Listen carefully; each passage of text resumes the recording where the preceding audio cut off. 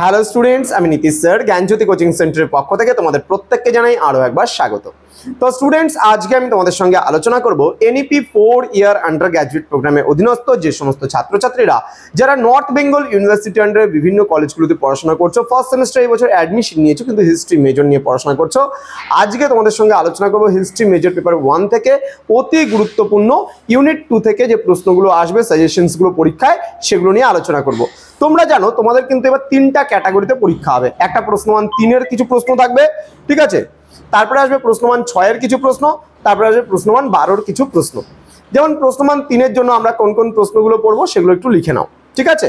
প্রথম প্রশ্ন বলছে, what is the historical importance of Puranas, মানে পুরাণের ঐতিহাসিক গুরুত্ব কি রয়েছে। পরবর্তী প্রশ্ন, what is the historical significance of Kautilya's Arthashastra, মানে কৌটিল্যের অর্থশাস্ত্রের যে ঐতিহাসিক গুরুত্ব সেটা কি ছিল। পরবর্তী প্রশ্ন বলছে, write a short note on Megasthenes, Megasthenes সম্পর্কে একটা ছোট্ট নোট লিখতে।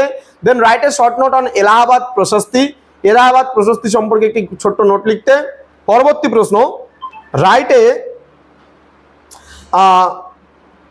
এ short note on the importance of coins as source of ancient Indian history, মানে প্রাচীন ভারতের ইতিহাসের উপাদান হিসাবে মুদ্রার গুরুত্ব কতখানি সেই সম্পর্কে লিখতে বলা হয়েছে। পরবর্তী প্রশ্ন, write the historical importance of Kalhana's Rajatarangini, মানে কলহনের রাজতরঙ্গিনীর ঐতিহাসিক গুরুত্ব কি। পরবর্তী প্রশ্ন, what was the limitations of history literary sources of the ancient Indian history, মানে প্রাচীন ভারতের ইতিহাসের যে উপাদান হিসাবে সাহিত্যিক উপাদানের গুরুত্ব কতখানি সেই সম্পর্কে লিখতে বলা হয়েছে। এবং এই ইউনিট থেকে সর্বশেষ 3 নম্বরের প্রশ্ন বলছে, discuss the importance of epics as source of ancient Indian history, মানে প্রাচীন ভারতের ইতিহাসের উপাদান হিসেবে মহাকাব্যের গুরুত্ব কতখানি সেই সম্পর্কে লিখতে বলা হয়েছে। তো এই কয়েকটা প্রশ্ন তোমাদের খুব ভালো করে পড়তে হচ্ছে।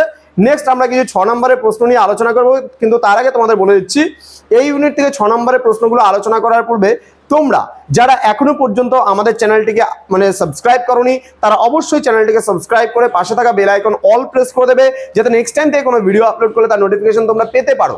এবং অনলাইনে তোমরা যদি আমাদের কাছে পড়তে চাও, আমাদের থেকে নোটস পত্র পেতে চাও, সাজেশনস পেতে চাও, তাহলে অবশ্যই যোগাযোগ করবে আমাদের অফিসিয়াল নাম্বার 6295916282 এবং 7076398606 নাম্বারে।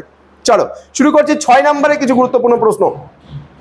6 নম্বরের গুরুত্বপূর্ণ প্রশ্নগুলোর মধ্যে প্রথম প্রশ্ন, write a note on epigraphy and numismatics, মানে এখানে এপিগ্রাফি এবং নিউমিসমেটিক্স সম্পর্কে আমাদের লিখতে বলা হয়েছে। দেন বলছে, discuss the importance of numismatic source, মানে মুদ্রার যে গুরুত্ব রয়েছে সেই মুদ্রার গুরুত্ব সম্পর্কে লিখতে বলা হয়েছে। পরবর্তী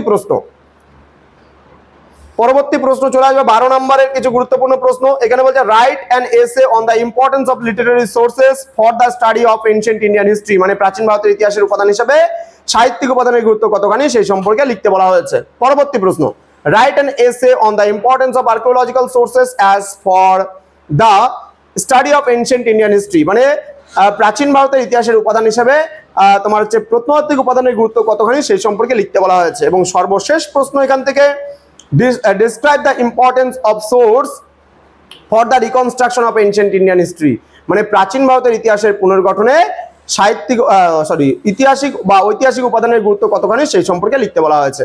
তো এই ছিল আজকের মোস্ট ইম্পর্টেন্ট ইউনিট নাম্বার 2 থেকে suggestions.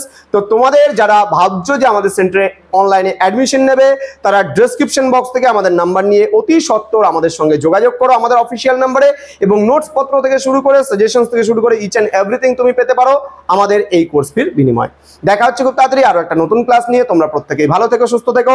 Thank you so much, thanks for watching after all, thank you.